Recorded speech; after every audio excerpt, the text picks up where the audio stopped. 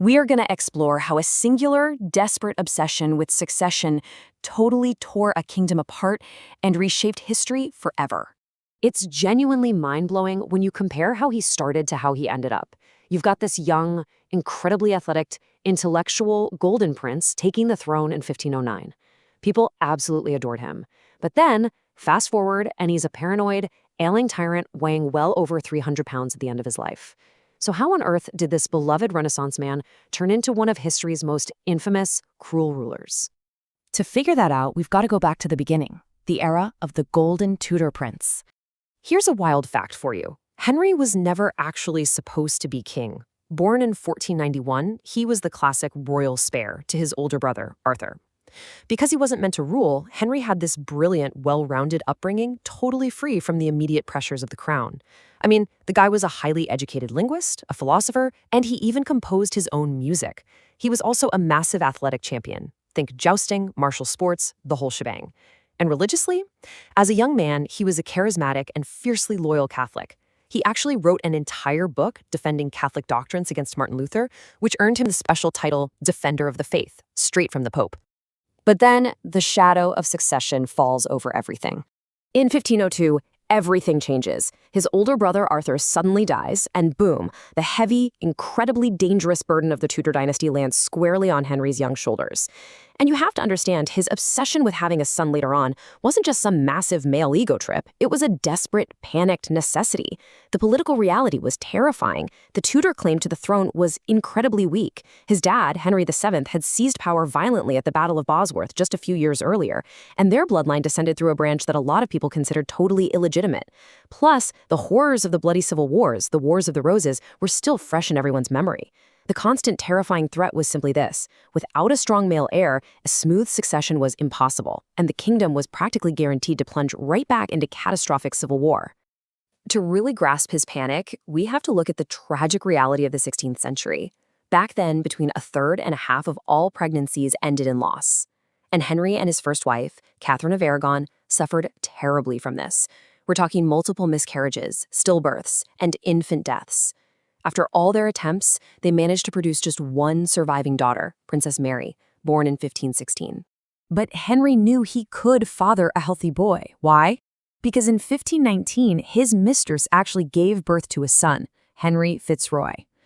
Now, since Fitzroy was illegitimate and couldn't legally inherit the throne, this planted a really dark seed in Henry's mind.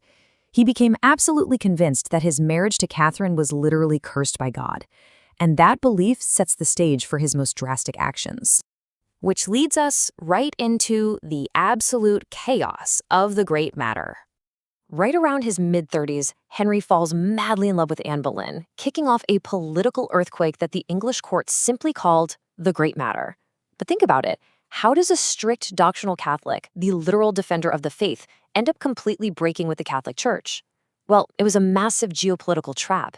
Henry desperately needed the Pope to annul his marriage to Catherine so he could marry Anne. But the Pope was essentially a prisoner of the Holy Roman Emperor, Charles V. And guess who Charles V was? Catherine of Aragon's nephew. So the Pope physically couldn't grant the annulment without enraging his captor. So what does Henry do? Instead of just taking no for an answer, he does the unthinkable. He literally changes the religion of his entire country, all because of a personal obsession. A clergyman named Thomas Cranmer comes up with this argument that kings answer only to God, not the Pope. Parliament rolls with it, passing the Act of Supremacy in 1534. Boom, Henry is declared the supreme head of the Church of England, entirely stripping away papal authority. With this shiny new power, Cranmer just invalidates the first marriage, and Henry finally gets to wed Anne Boleyn. But pulling off that level of ultimate defiance required some truly ruthless enforcement. Henry demanded everyone swear an oath to his new supremacy. Sir Thomas More, who was Henry's former friend, his mentor, and this highly celebrated intellectual, he completely refused. Right before he was beheaded in 1535, More chillingly stated that he died the king's good servant and God's first. You can really see here that the Golden Prince was starting to show a very sharp, very bloody edge. And that brings us to his rapid descent into pure tyranny.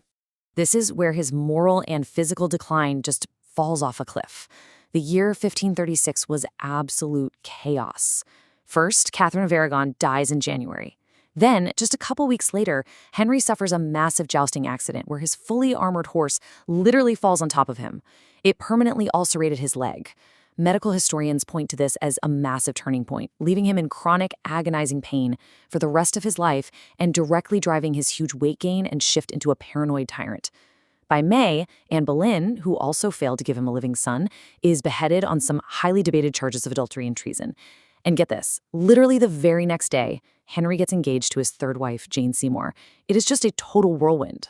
From there, the tyranny expands to the whole nation.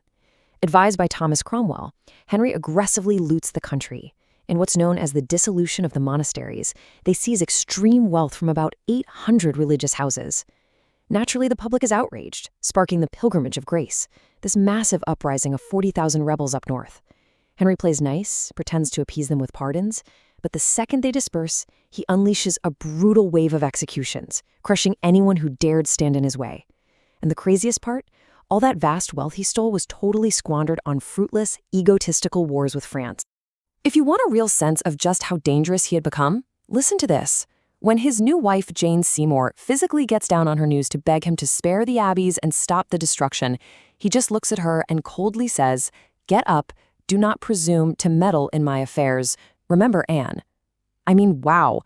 It proved absolutely no one, not even his beloved new queen, was safe from his wrath. Which takes us to the frantic, often terrifying era of his final queens.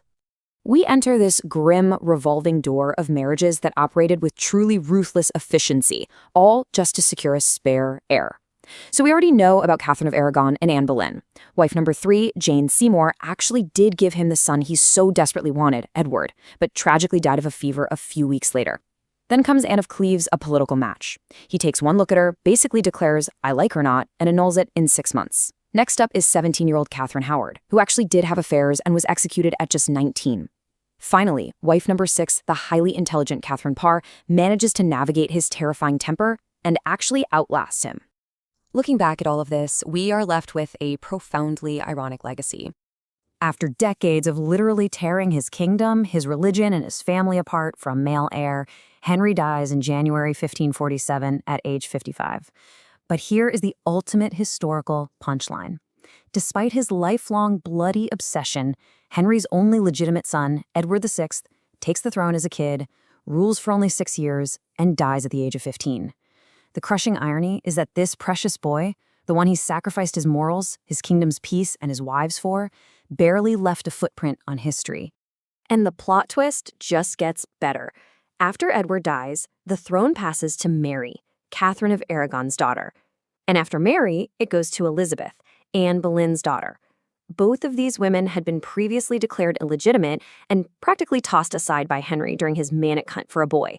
Yet they ultimately took the crown and brought in half a century of incredibly successful, continuous female rule. They essentially proved to the whole world that England could thrive perfectly well without a male monarch. So, it leaves us with this big question to chew on. Was King Henry VIII simply a brutal, bloodthirsty tyrant?